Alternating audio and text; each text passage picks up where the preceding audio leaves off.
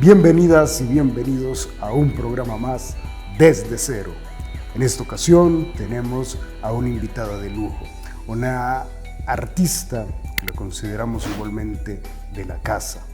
Una artista que al referirse a ella es hablar sobre una persona que ha roto techos de cristales en nuestro país. Y no solo eso, sino también que su obra cuestiona aquellas cosas que están muy arraigadas en nuestra idiosincrasia, pero que a la vez nos invita a reflexionar, a romper barreras, a romper tabúes, y es a través del arte como canal principal para dialogarnos sobre estas temáticas que son tan necesarias en nuestros contextos actuales. En este caso, tenemos a la artista Julia Galeano. Julia, qué honor y qué placer tenerte en un programa Desde Cero. Gracias, Daniel, por invitarme. Realmente es un gusto y me considero también parte de lo que es el Centro de Arte y Cultura y he trabajado con ustedes muchas veces, entonces es un gusto poder estar aquí con vos. Muchísimas gracias, Julia. Igual a mí, igual a toda la institución. Es un honor y un placer tener de invitada a Julia a un programa más Desde Cero. Y es algo que es muy importante, igualmente, iniciar, digamos, este diálogo, para que le contes a todo el público cómo inicia igualmente Julia Galeano en las artes. Bueno, en la familia hay artistas. Del lado de mi mamá tenemos a mi tía Carmen, que es ceramista. Al lado de mi papá está Mito, igual que los hijos de Mito. Y siempre el arte ha sido como parte de la casa. Mi papá siempre ha sido admirador de las artes de los artistas hondureños. Y yo empecé desde chiquita a tomar clases de arte. Llegó un punto donde me interesaba mucho el cambio social y en esos momentos de la vida uno dice, bueno, estudio arte o estudio algo para cambio social, humanidades. Y al final terminé estudiando arte y la verdad que no me he arrepentido hasta el día de hoy. Qué lindo, qué lindo. Tu trayectoria es una trayectoria muy importante también en los estudios artísticos.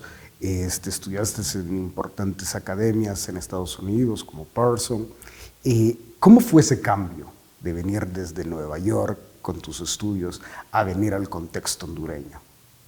Pues Nueva York fue realmente una gran experiencia, un gran contexto, una oportunidad de ver diferentes tipos de artistas, diferentes medios, organizaciones, museos, galerías, y la verdad que yo creo que entre más investigas, más ves, te inspiras más, conoces más, podés evolucionar en tu obra. Uno no evoluciona solo, uno no mejora solo, uno tiene que realmente inspirarse, estudiar, investigar, y creo que fue muy importante para mí. Al regresar a Honduras me fui a vivir a Gracias por 1 año y medio, donde hice una línea de pinturas que no tiene nada que ver con los conceptos que trabajo hoy en día, pero fue una experiencia muy bonita el poder vivir en una ciudad tan grande como Nueva York, a vivir a Gracias, y el contraste, la verdad que todo tiene sus lados positivos, sus lados negativos, pero vivir en Honduras a mí por lo menos me inspira de muchas maneras, y creo que el crecer en Honduras, vivir en Honduras, y ya vamos a hablar de los temas del placer, la sexualidad, me motivó a realmente indagar en estos temas, porque como dijiste anteriormente, son temas que no se hablan normalmente en nuestra sociedad. Entonces fue un gusto poder volver y siempre ir, volver, ir, y pues ya llevo 7, 8 años de estar aquí desde que regresé, y pues siguiendo trabajando y haciendo proyectos. Excelente.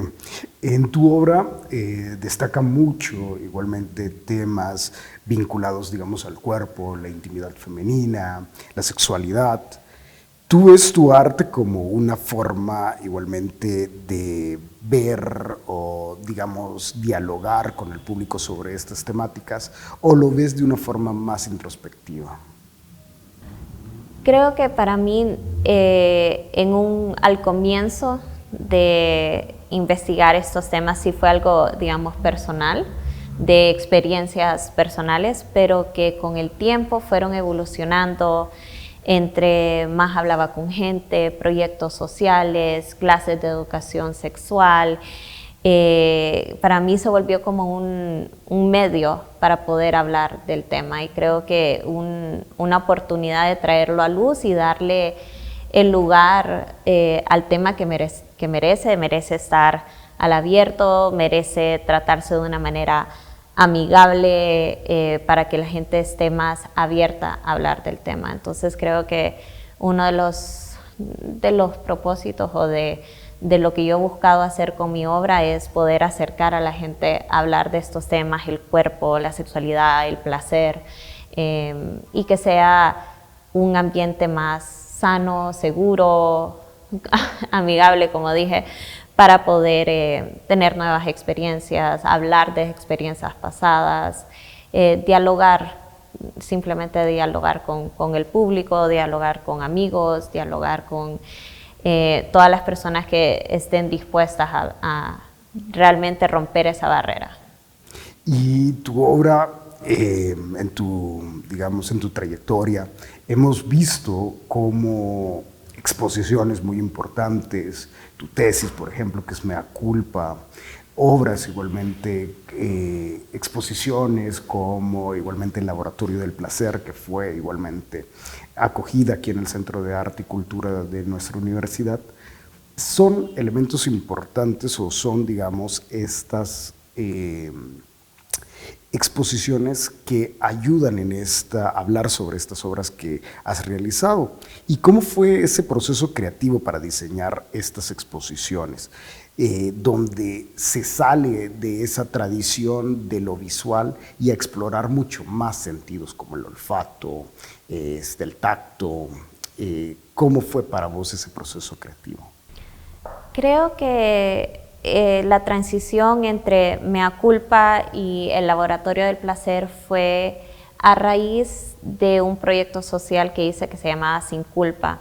Y creo que comprendí, Mea Culpa era muy pulcro, fue una exposición donde nada se tocaba, una exposición más tradicional de objetos, instalaciones, grabados. Y creo que la transición a hacer algo más interactivo fue a raíz de este proyecto social que hice que se llamaba Sin Culpa. Y Sin Culpa fue un proyecto de grabado que trabajaba con voluntarias, habláramos de sus derechos sexuales, ellas compartían sus experiencias, y ahí me di cuenta de que realmente uno aprende a través de experiencias, que no todos realmente vamos a comprender a través de una imagen, o la vamos a ver, lo vamos a leer, se nos va a olvidar, y creo que la experiencia tiene un peso más grande cuando se viene al cambio social. Entonces, a través de ese proyecto social yo dije, no, mi obra tiene que ser más hacia cómo conectar con la gente, cómo conectar con el público sin imponerles, digamos, una imagen, una idea, sino que sea algo más que ellos propios realmente puedan experimentar. Entonces ahí se vino el Laboratorio del Placer, y fue realmente algo que quería que aludiera al cuerpo, las tonalidades, los colores, las texturas, los objetos, pero que no fuera algo tan agresivo, digamos, para que la gente se sintiera cómoda. Creo que fue como una forma inicial de romper esa barrera, gente que se acercaba a la obra y la iba a tocar y después decía, no, esto parece un pene, una bola, una chiche, entonces decía, no, ya no lo voy a tocar, entonces se hacía para atrás, pero realmente los objetos que estaban ahí expuestos eran coladores de café, rellenos de esponja, coladores de espagueti, o sea, eran todos objetos que encontrarías en tu casa, telas, almohadas. Entonces era como ese contraste de sí o no, es o no, y la gente que realmente o entraba en un grupo y después salía el grupo y regresaba una de las personas y las tocaba o tenía esa experiencia. Entonces me di cuenta que el arte sí está tomando un camino más hacia el cambio social y creo que es más efectivo hacerlo a través de las sensaciones, de las experiencias, de estos lugares más inmersivos. Entonces, creo que ese proyecto social fue realmente donde nació la necesidad de hacer una exposición, una instalación que fuera más inmersiva y más interactiva, y creo que tiene más, de alguna forma tiene más contacto con el público, y creo que fue una experiencia para mí muy bonita. Trabajar con olores, trabajar con texturas, creo que fue complicado. Sí. Toda la instalación, muchos objetos, mucho tiempo, mucho trabajo, pero creo que valió la pena. Creo que fue algo distinto, no solo para mí, pero creo que en nuestro ambiente creo que también fue algo nuevo, algo distinto, y vamos. Igual para nosotros fue algo, como lo comentabas, distinto. Recuerdo muchas veces en los recorridos guiados, más que todo para los infantes, ¿verdad? Muchas veces porque tenemos ese tabú de cómo traducirles a infantes cosas tan normales que es la sexualidad. Y vemos, y más bien los infantes nos daban lecciones a nosotros de ver las cosas tan naturales, donde uno es el que se pone más bien de una manera casi nervioso por decirle si este es un pene o este es una sensación de una chiche. Entonces, y los niños lo hacían naturalmente, iban, tocaban, experimentaban, sentían, y fue una cuestión igualmente muy interesante, también pedagógica para nosotros como Centro de Arte y Cultura, abrir esos espacios de diálogo de una manera natural y de una manera igualmente seria, como lo pudiste representar vos en esta exposición. Y además de ello, enfocar igualmente que el arte es una herramienta, un vehículo importantísimo para comunicar, para abrir experiencias, para abrir la mente. Y eso fue algo muy gratificante que tuvimos nosotros con esa experiencia de tener aquí esta exposición tuya aquí en el Centro de Arte y Cultura. Y muy agradecido igualmente de que hayas escogido igualmente el CAC. También igualmente te quería consultar cuáles fueron esos desafíos más grandes a cuestionar esos valores, ¿verdad?, estéticos tan arraigados en nuestra sociedad. Sí, creo que yo siendo grabadora, o me identifico como grabadora, tiendo a hacer obras más tradicionales. Me gustan los bodegones, me gustan los objetos, realmente no, me gustan las figuras, no he trabajado en lo abstracto, no es lo mío, pero creo que con esta exposición romper ese modo tradicional era necesario. O sea, creo que el mensaje, esta interacción no iba a pasar en nuestros formatos tradicionales de la pintura, del grabado, y creo que hoy en día más y más se van haciendo instalaciones, se van haciendo exposiciones que realmente tengan alguna manera de involucrar a los visitantes, que sea algo no solo visual. Creo que en el mundo del arte todo sigue siendo bastante visual, ¿verdad? Yo creo que en nuestra vida todo sigue siendo bastante visual, nuestros celulares, nuestras películas, todo, ¿verdad? El diseño gráfico, etcétera, etcétera. Pero creo que nosotros como adultos algunas veces nos olvidamos de experimentar, de tocar, de ver qué nos gusta, en vez de simplemente seguir lo que la gente, lo que es el estándar, o esto está de moda, entonces eso nos va a gustar, o este perfume, o esta comida, o sea, entonces creo que algunas veces hay que experimentar, hay que probar cosas, a ver qué realmente es lo que uno anda buscando, lo que a uno le gusta, en vez de seguir como esas normas. Y creo que el romper el estándar de las obras tradicionales algunas veces ayuda a realmente lograr tener ese contacto humano.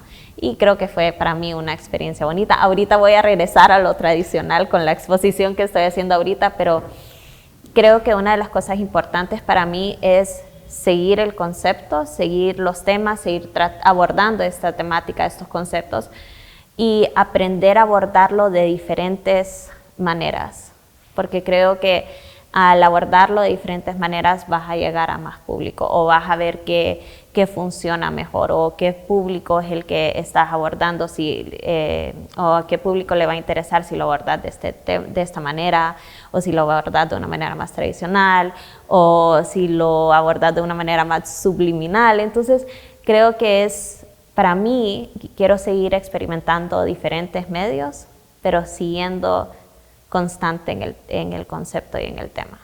Excelente, y quiero destacar igualmente algo que acabas de mencionar, que cómo, digamos, nuestra realidad, esta crítica social que tenemos, digamos, diariamente, se convierte prácticamente en un laboratorio de aprendizaje, de experiencias y también de temas que es tan necesario igualmente abordarlos y yo siempre destaco igualmente que en Honduras tenemos miles de cosas igualmente de qué hablar, qué decir, y creo que los artistas hondureños siempre dan la talla. Tal vez lo que no hemos dado la talla es tanto las institucionalidades como los públicos, en crear esos públicos que son tan importantes en ver las artes como el mecanismo o el canal, mejor dicho, de comunicación pertinente para dialogar con la sociedad.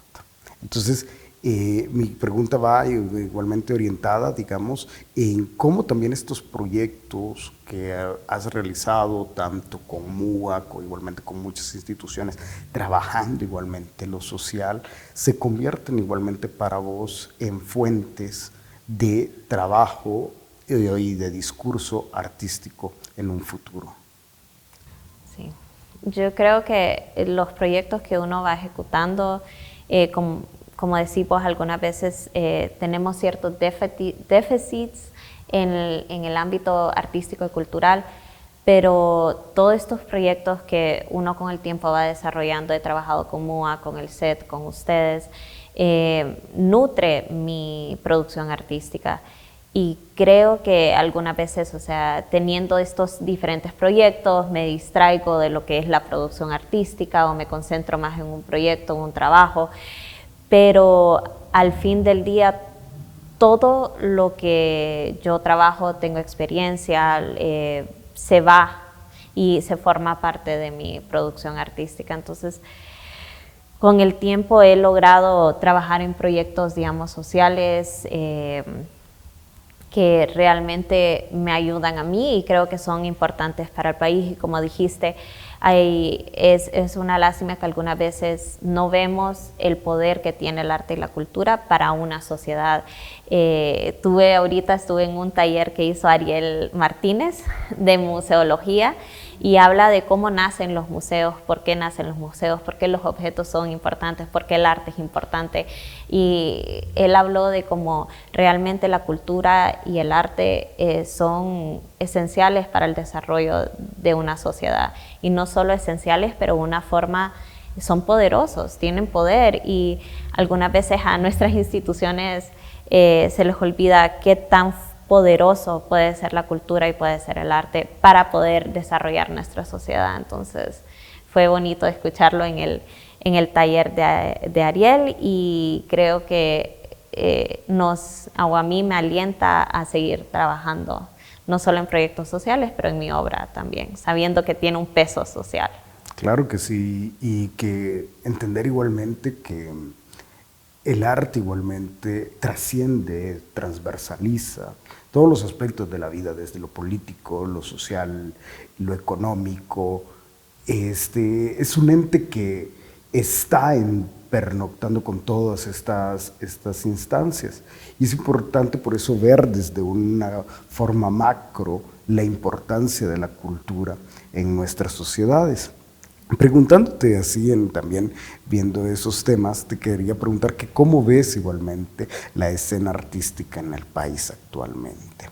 ¿Qué desafíos ves y qué crees igualmente que hace falta? Bueno. Sí, no importa. Estamos aquí tranquilos. Creo que es más que nada una falta de infraestructura.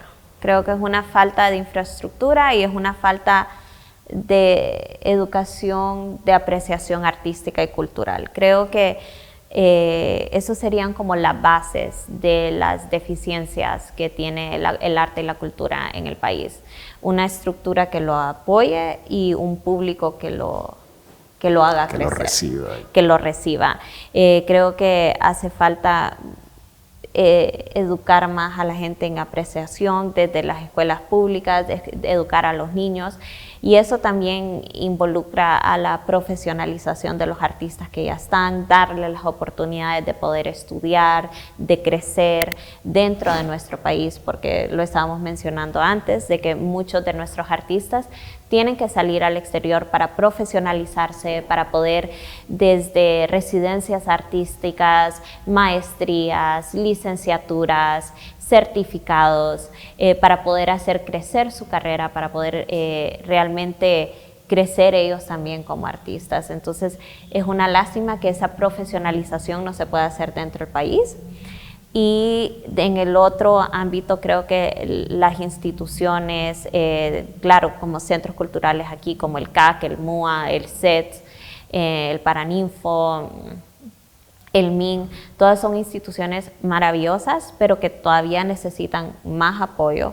Creo que no hubo ministerio, ahora tuvimos, no sabemos si va a continuar o no, pero creo que debería de haber una continuidad y un plan estratégico para el crecimiento del arte y la cultura. Y creo que si las personas pueden realmente entender el poder que tiene la cultura y el arte para la sociedad, sería aún mejor, y tal vez hacer un plan de 20, 30, 40, 50 años que sea consistente y que se mantenga en pie. Creo que eso sería maravilloso, y así ya eso tal vez pueda ayudar para temas más puntuales como una carrera de arte, mejorar las escuelas de arte, mejorar lo que es el arte dentro de las escuelas públicas, pero creo que tiene que ser un plan completo. Entonces, claro, y eso es algo que igualmente históricamente hemos carecido en nuestros contextos.